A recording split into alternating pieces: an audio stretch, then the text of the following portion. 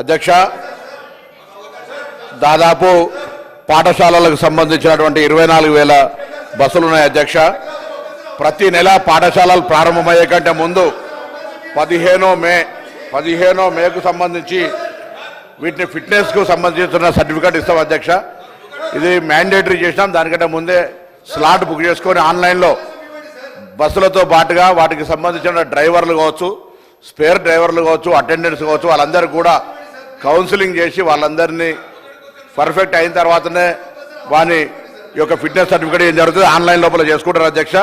దాని తర్వాత కేంద్ర ప్రభుత్వం రాష్ట్ర ప్రభుత్వం ఇచ్చినటువంటి చట్టాలకు అనుగుణంగా 15 సంవత్సరాలు దాటిన బస్సులన్నింటినీ వెంటనే స్క్రాప్ కిందకి తీసుకొని ఎక్కడ కూడా బస్సులు నడవకుండా చర్యలు తీసుకుంటాను. అదేవిధంగా గౌరవ సభ్యులు అడిగినట్టుగా ప్రతి బస్సులో ఫైర్కు సంబంధించి కావచ్చు లేదా ఫోన్ నెంబర్ డిస్ప్లే అనేటువంటి మ్యాండేటరీ చేస్తాం. మెడికల్ కిట్ను కూడా చేయడంతో పాటుగా ఎక్కడ కూడా బస్సులకు సంబంధించినటువంటి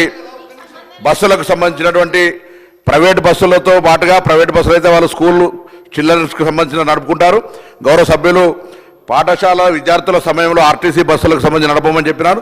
తప్పకుండా ఎక్కడెక్కడైతే పాఠశాల ఏరియాలు ఉన్నాయో వాటన్నిటి ప్రకారంగా పాఠశాలకు సంబంధించినటువంటి స్కూల్ బస్సులు నడిపే కార్యక్రమం తీసుకోవడంతో పాటుగా ఎక్కడైతే స్కూల్ ఏరియా లోపల ఇంకా బస్సుల రిక్వైర్మెంట్ ఉందో ఆల్రెడీ ఇప్పటికే ముఖ్యమంత్రి గారు సూచన జరిగింది.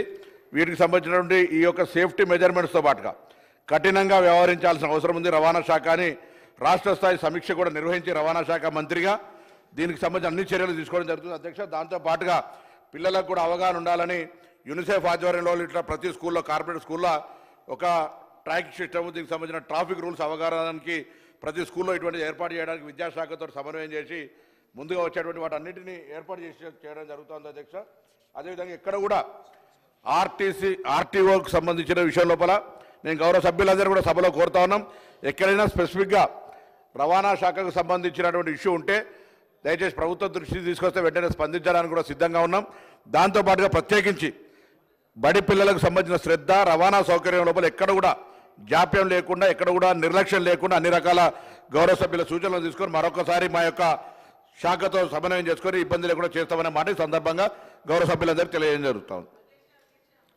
Question number 65